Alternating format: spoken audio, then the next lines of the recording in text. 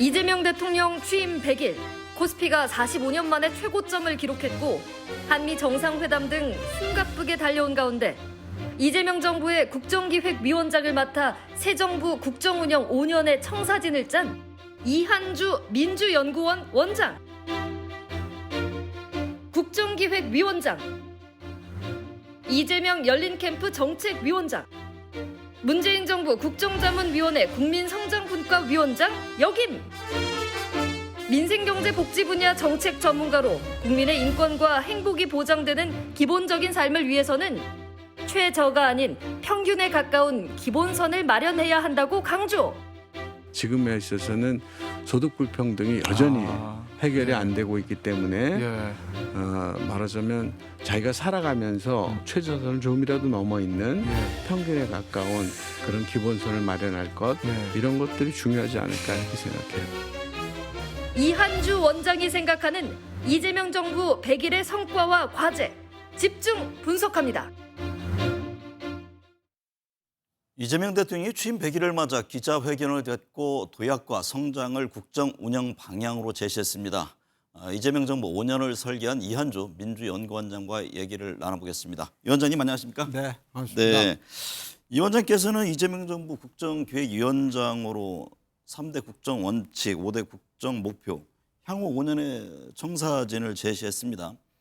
이재명 정부 출범 100일이 됐습니다. 그제 대통령 기자회견도 있었는데요. 네. 지난 100일 어떤 평가신지요? 첫날을 생각하면 방향을 좀 잡을 수 있을 것 같아요. 네. 첫날 여야 대표를 만나서 이제 정치 복원을 시도했잖아요. 그 전 정부에서 한 2년 정도 걸렸다가 이제 한 거를 그랬죠. 첫날 했죠. 네. 그다음에 또 한 가지가 이제 경제가 매우 위급한 상황이기 때문에 비상경제 TF를 또 만들었잖아요. 그래서 네. 이걸로부터 시작해서 그 뒤를 보면 예컨대 전 정부 사람들하고 강요회의도 하고 그다음에 30조 추경도 했고 네. 그다음에 중국도 갔었고 G7도 가서 중국은 안 갔고요. 네. 일본도 갔고 미국 가서 해서 지금까지 한 몇 년 된 것 같아요. 네, 100일을 몇 년 늘어지시는 준비된 걸 여실히 다 보여주려고 작정한 건 아니겠지만 네. 일 자체가 그렇게 뭐 가빠르게 돌아가고 있는 것 같습니다. 네. 말씀하셨듯이 이재명 대통령 지난 100일을 회복과 정상화를 위한 시간이었다고 맞아요. 규정했습니다. 내란 극복, 외교, 또 민생 살리기 등에 나섰는데요. 어느 정도 진전이 있었다고 보세요? 저는 우선 사회적인 그 열패감 같은 게 그동안에 좀 있지 않았나 시작해요. 네. 예컨대 뭐 역사 문제라든가 경제 문제라든가 이런 것들을 시작해서 사회 전체가 우리 해도 안 되는 거 아니야? 우리 왜 이렇게 돌아가지? 라고 하는 열패감 같은 게 있어서 자신감을 좀 우리가 잃어버리고 있었는데 네. 그 자신감을 회복하는데 이제 큰 힘이 되었다고 생각합니다. 네. 뭐 딱 그걸로만은 아니지만 말하자면 이제 주식 가격을 보더라도 주식은 이제 사람의 마음이거든요. 그렇죠. 잘 된다 하면 계속 잘 되는 거고 실제로 지난 이제 주말에 이제 3,400에 가까운 수치를 45년 만에 최고치. 맞아요. 그러기도 했었고 사람들의 이제 그 소비하려고 하는 마음을 나타내는 게 CSI라고 소비 심리 지수가 있었어요. 네. 이것도 제 기억으로 한 7년 정도 되는 가장 높은 거를 기록해서 사람들이 이제 뭔가 좀 해보자, 네. 해야 되겠다라고 하는 마음가짐이 만들어진 거, 이게 제일 큰 거 아닌가 싶은 생각이 듭니다. 경제는 십니다. 뭐 이런 얘기를 그렇습니다. 하잖아요. 네. 방금 설명하셨듯이 이재명 대통령 코스피 5천 시대를 열겠다고 했고 맞아요. 뭐 실제 취임 100일 만에 코스피 지수가 3천을 뚫고 45년 만에 사상 최고치를 기록했습니다. 이 원장께서 얼마 전에 보니까 임기 내에 코스피 5천 열에게 충분하다. 저희 공약 들어가 있습니다. 네, 밝힌 바 있는데요. 시점은 언제가 될까요? 그걸 어떻게 알겠습니까만 그러나 이제 역량은 충분한 거죠 지금. 저희들이 PBR이라고 하는 지표를 사용을 하는데 네. PBR 지표로 가면 저희가 지금 만을 가도 이상하지 않은 상황 속에는 와 있거든요. 네. 그러나 이제 이 주식 가격이라고 하는 거는 여러 사람이 모이는 거잖아요. 그렇죠. 특히 이제 외국인들이 여기에 굉장히 큰 영향을 미쳐요. 그래서 외국이 보는 한국 경제, 다시 말하면 우리 수출이라든가 세계 시장의 상황이 또 있기 때문에 네. 저는 임기 내 5천은 뭐 충분히 가능한데 어쩌면 지금 주식시장에서 만까지 갈 거라고 얘기를 하고 있잖아요. 네, 그렇습니까? 그렇습니다. 네, 그렇습니다. 알겠습니다. 네. 이재명 대통령 국민 주권 통합을 강조합니다. 이재명 정부 5년의 국정 운영 설계하셨는데 국민 주권과 통합을 위한 핵심 과제는 뭐라고 보십니까? 국정 원칙, 국정 비전이 있고 국정의 원칙이 있고 그다음에 과제가 564개로 이제 쭉 늘어져 있는데 국정 원칙의 첫 번째 과제가 경청으로 통합하자 경청. 이런 네. 얘기를 하십니다. 그런데 듣지 않고 통합하는 거는 말이 안 되잖아요. 듣고 어떤 얘기를 하는지 듣고 우리 생각을 말하고 소통하고 이름으로써 이제 통합이 되는 거라서 네.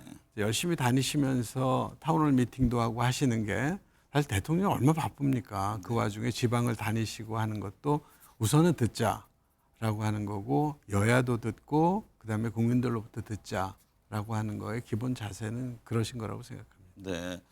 말씀하신 타운홀 미팅 상당히 화제입니다. 전국 네. 다니면서 현안을 듣고 또 그 자리에서 즉석 해결도 하고 국무회의 뭐 생중계 이런 모습도 볼 수 맞습니다. 있는데 네. 국정 운영 목표 국민이 행복한 나라를 만드는 것이라는 점을 강조합니다. 이를 위해서는 빈익빈 부익부 소득 불균형 문제를 해소하는 것이 중요한데요. 네.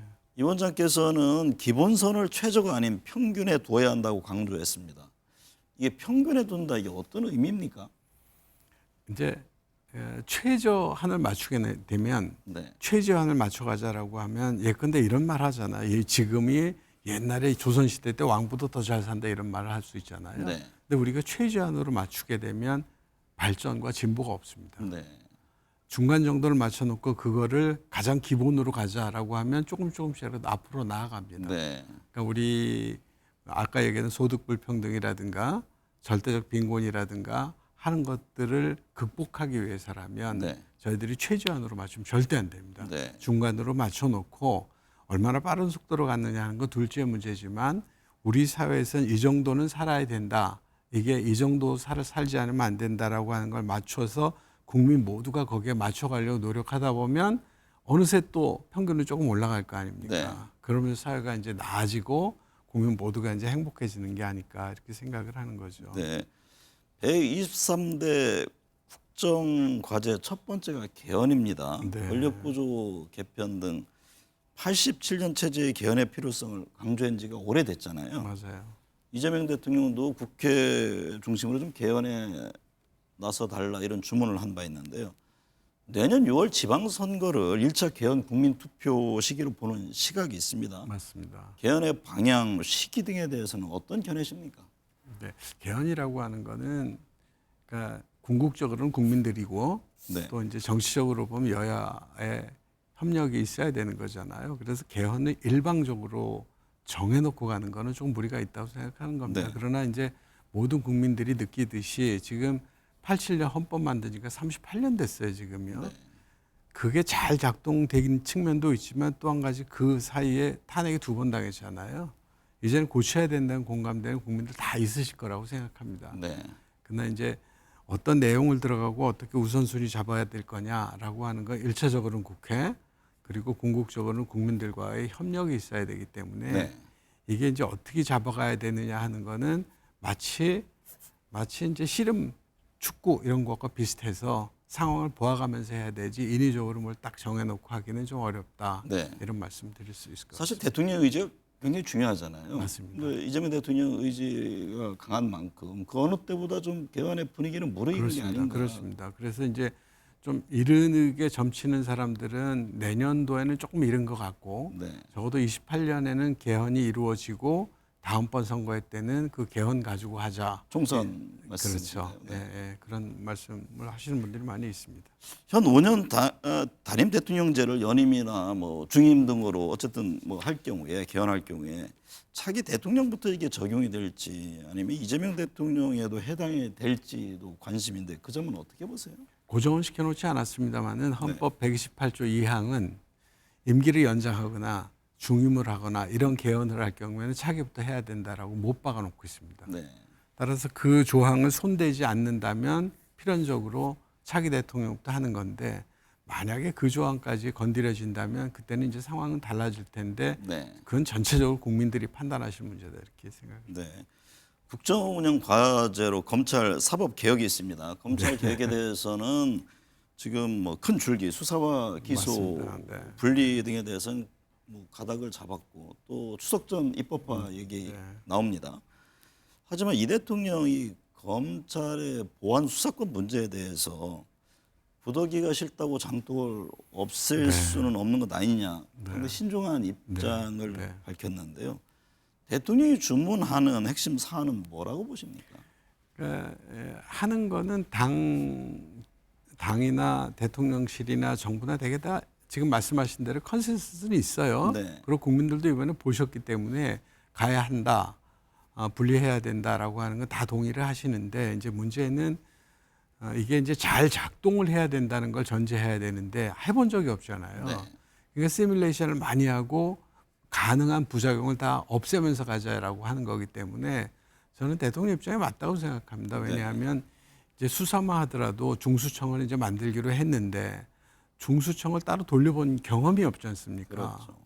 이제 이게 시간이 지나면서는 이제 다르게 만들어지겠지만 그 각각의 수사 단위에서 갈등 문제도 있을 수 있고 그다음에 공소를 유지하시는 분과 수사에 대해서 뭐 미진한 부분에 대한 요구라든가 네. 이런 것들이 있을 수 있어서 무리하지 않는 범위 내에서 계속 미리 이제 토론을 하는 거는 상황을 전제하잖아요. 네. 그래서 계속 논의가 좀 있어야 될 거라고 생각합니다. 네. 미진하게 잘 못할 바에는 시간이 좀 걸리더라도 좀 더 꼼꼼하게 가자라고 하는 게 대통령 입장이라고 판단합니다. 네. 사법개혁 문제는 어떻게 봐야 합니까? 여권안은 지금 대법관 증언을 토대로 하고 있는데요. 조희대 대법원장은 국민 공론화를 강조합니다. 네. 그거는 이제 사법개혁 문제는 결국 대통령 입장은 당뿐만 아니라 당사자들이라고 하는 사법부에 계신 분들까지도 의견을 수렴해서 하자 이런 얘기잖아요. 그분도 수렴 없이 얘기를 했다가 옳은 거라도 감정을 살 수 있는데 네. 또 옳지 않은 게 될 가능성도 있기 때문에 네. 사법 쪽에 계신 분들이 충분히 같이 의논에 참여해서 할 때에만 그나마 방향을 잃지 않을까 이렇게 생각합니다. 네, 충분히 어쨌든 간에 의견을 듣는 네. 그런 과정이 필요하다. 이 점을 그렇죠. 강조하신 거군요. 최근에 검찰, 사법, 언론 등 개혁과 관련해서 당청 간의 당 정의죠.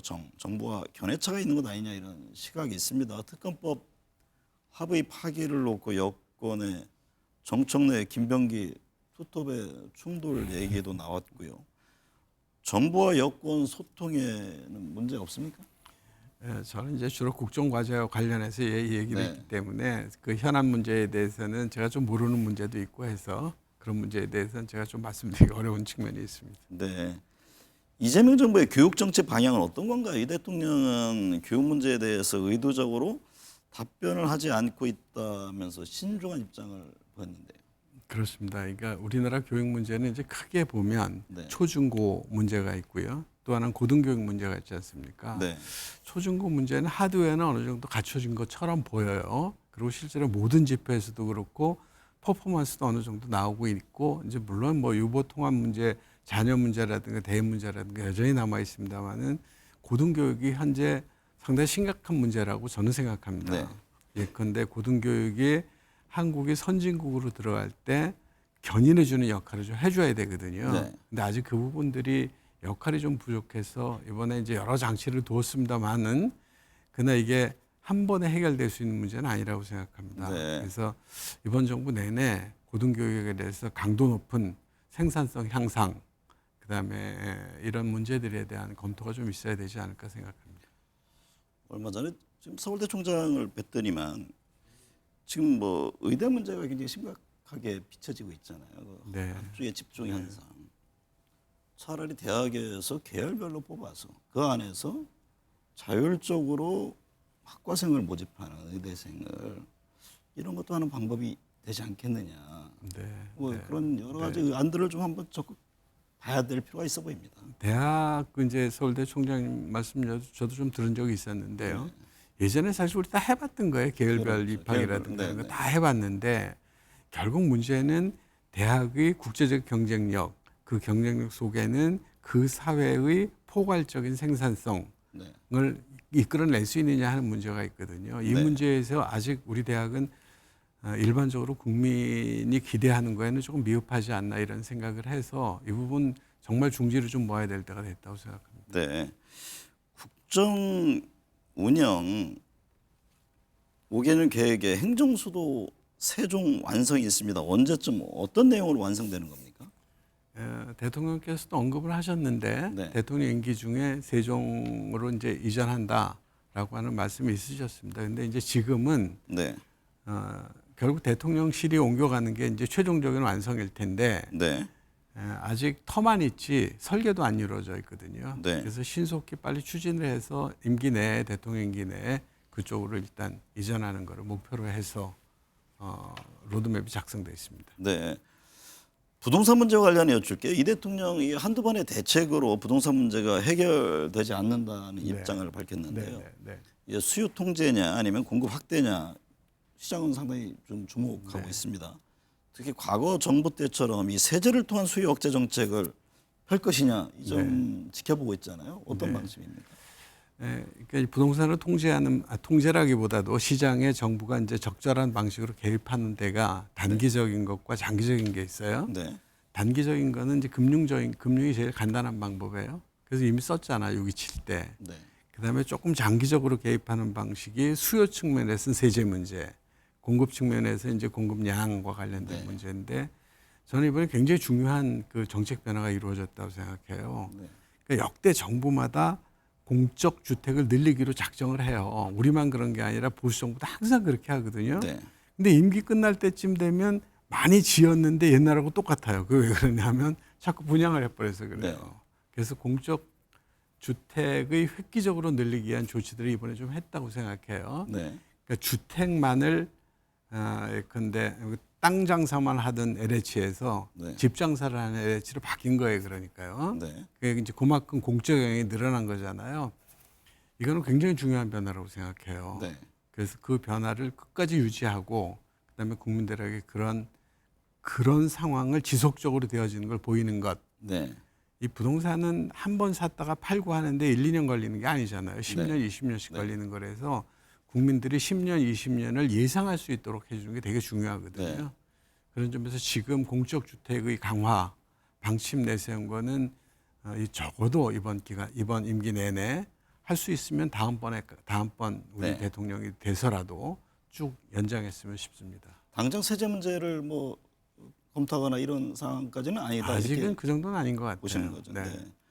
노란봉투법이 내년 3월 10일부터 시행됩니다. 네. 기업들은 우려 등을 감안해서 이 대통령도 지금 노동계의 상생 정신을 맞아요. 발휘해달라 지금 맞아요. 계속 잇따라서 주문하고 있습니다. 맞아요.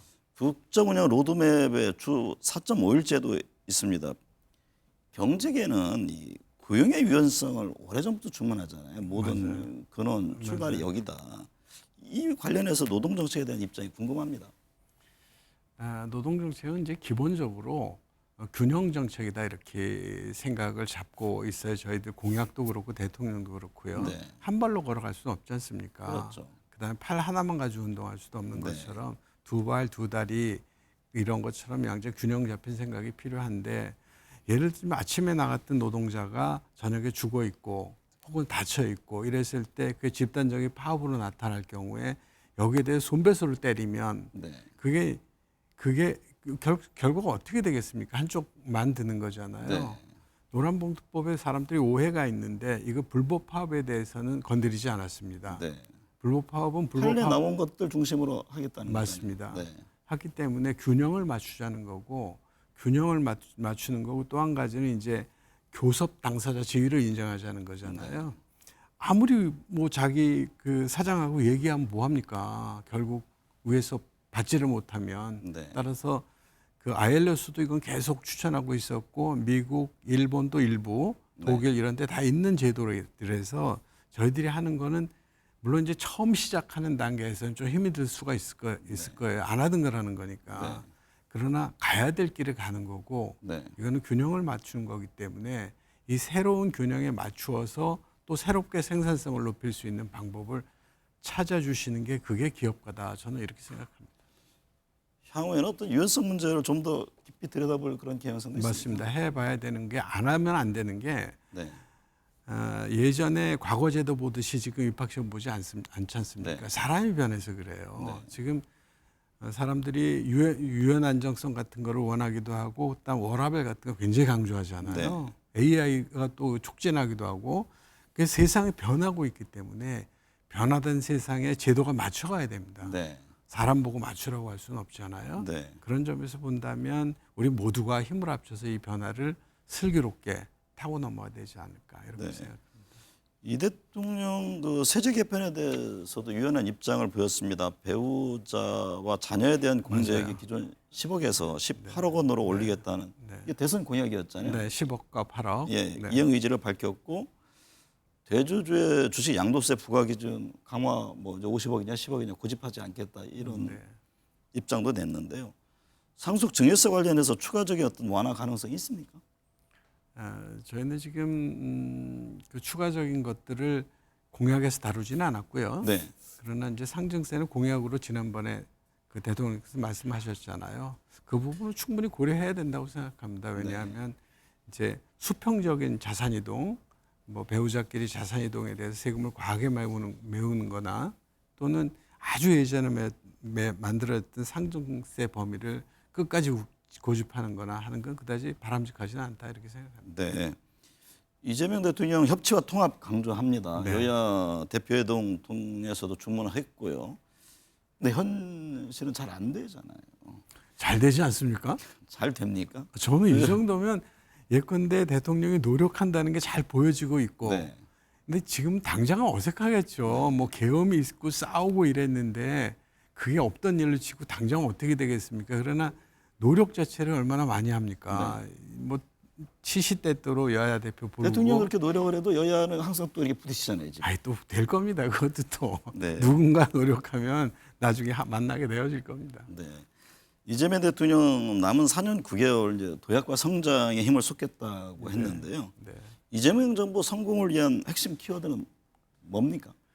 저는 진짜 성장이라고 생각합니다. 왜냐하면 지금까지 우리는 선진국이 되기 위해서 열심히 노력했지 않습니까? 그 방법이 주로 뭐냐하면 추격하고 모방하는 거였어요. 근데 이제는 그거 아주 안 통한다는 게 온 세계에 다 알려졌잖아요. 네. 반도체도 추격하고 모방할 데가 어디 있습니까 지금? 네. 그래서 이제부터는 새롭게 창조하고 선도하고 이런 걸로 사회 각 부분을 다 그렇게 바꿔나가야 됩니다. 네. 동네에 있는 식당에서부터 양말 공장에서부터 첨단 대기업에 이르기까지 사회 전체가 이렇게 해서 생산성을 쭉 높여날 때 네. 그때 우리가 이제 이루어도 이룰 것들 앞으로 조금 더 높은 곳으로 가기 위한 것들 이런 것들을 만들 수 있지 않을까 이렇게 생각합니다. 네. 계획한 것들을 이루기 위해서는 초심이 중요합니다. 시작할 때 첫 마음을 흔들림 없이 유지하며 앞으로의 시간들을 채워가야겠습니다. 오늘 함께해 주셔서 감사합니다. 네, 고맙습니다. 불러주셔서. 네.